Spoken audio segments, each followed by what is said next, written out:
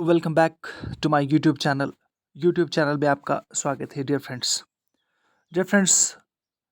हमने काफ़ी समय के बाद वीडियो बनाया इस मौजू पे, इस विषय पे, क्योंकि हम ये भी चाहते थे कि जब तक ना प्रूफ निकलेगा तब तक हम इस पे वीडियोस नहीं बनाएंगे। खासतौर पर जो JKPSI स्कैम की बात की जा रही थी, हमने इसलिए वीडियो नहीं बनाया क्योंकि हम चाहते थे कि एविडेंस जब तक सामने ना आए, हर कोई जो है वो इल्ज़ाम लगा सकता है, लेकिन प्रूफ निकलना चाहिए। और प्रूफ निकल चुका है। एग्ज़ाम भी अब क्वाश एक तरह से क्वाश हो गया, कैंसिल हो गया इस एग्ज़ाम को।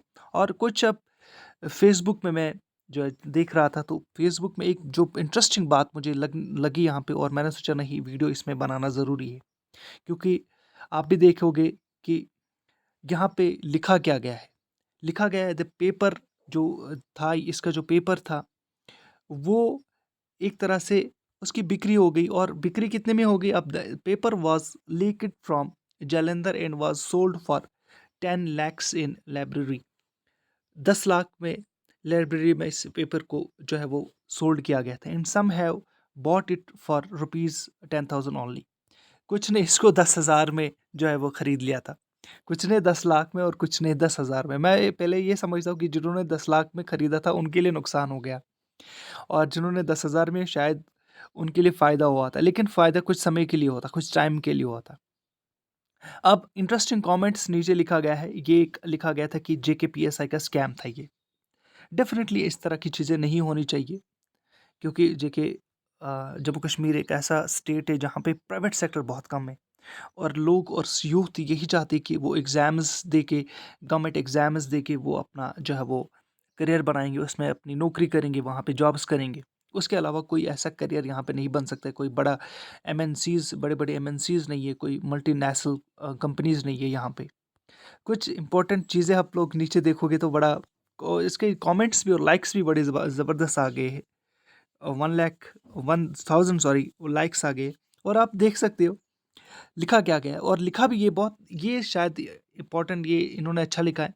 Still no guarantee that these types of incidents are not going to happen in future. इनका कहना है कि कोई भी गारंटी नहीं है कि इस तरह के जो वाक़ात है फ्यूचर में होंगे। इनका ये कहना है कि जो भी कल्प्रिट्स होंगे उनको जो है वे एक तरह से कड़ी सज़ा मिलनी चाहिए। उनको सज़ा जब मिलेगी शायद दूसरे लोग भी उसको देख के जो है वो इस तरह का स्टेप नहीं उठाएँगे। और एक ने कमेंट लिखा है, ज़बरदस्त कमेंट्स पढ़ने में मज़ा आता है। If you have money so you do not buy books and other study material, just go and buy administration. यानी ये एक तरह से दब्बा है JKSSB के लिए कि आप लोग को ये कहेंगे कि हम लोग एडमिनिस्ट्रेशन ही खरीद सकते हैं, और ना कि हम बुक्स हमें खरीदने की कोई ज़रूरत नहीं है। उन स्टूडेंट्स का मैं सोच रहा हूँ जिन स्टूडेंट्स ने कड़ी मेहनत किया था, और मेहनत करने के बावजूद उनका जो उनकी सिलेक्शन नहीं हो पाई, या उन्होंने सिलेक्शन उनकी हो गई बट स्टिल। परसों में कुछ दिन पहले मैं एक जो है वो इसी तरह से कमेंट पढ़ रहा था। एक ने लिखा था कि मैंने जो है वो, अब मैं दिल्ली जा रहा हूँ जॉब करने के लिए, प्राइवेट जॉब करने के लिए। मैंने सिलेक्शन किया, हासिल हुई थी, मुझे सिलेक्शन हुई थी बिकॉज ऑफ माई, जो मैंने हार्ड वर्क किया था उसकी वजह से। लेकिन कोई भरोसा नहीं जी कि यहाँ की जो स्टेट का, इस यूटी का कोई भरोसा नहीं।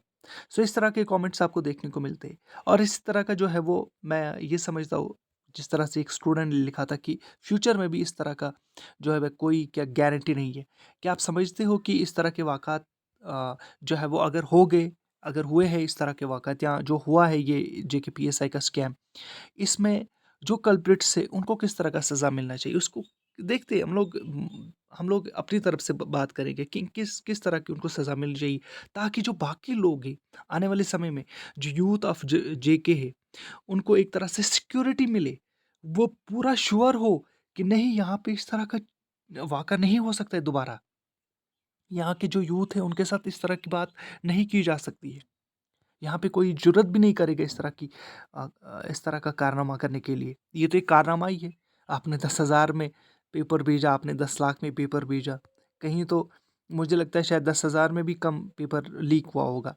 शायद ₹10 में भी पेपर खरीदा होगा। क्या ये एक स्टैंडर्ड एग्ज़ाम का यहाँ पे? इस तरह का स्टैंडर्ड एग्ज़ाम का नहीं होना चाहिए।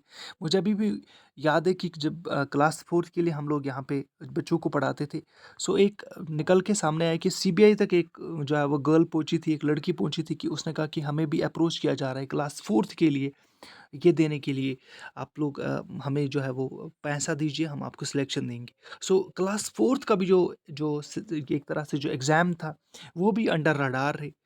ये चीज़ें नहीं होनी चाहिए इन फ्यूचर। आप चैनल को सब्सक्राइब, वीडियो को लाइक कर लीजिएगा और आज शाम तक जो है हम 5th लेक्चर आप कंप्यूटर्स का अपलोड करेंगे। आज का जो टॉपिक है वो है computer hardware. Thank you very much.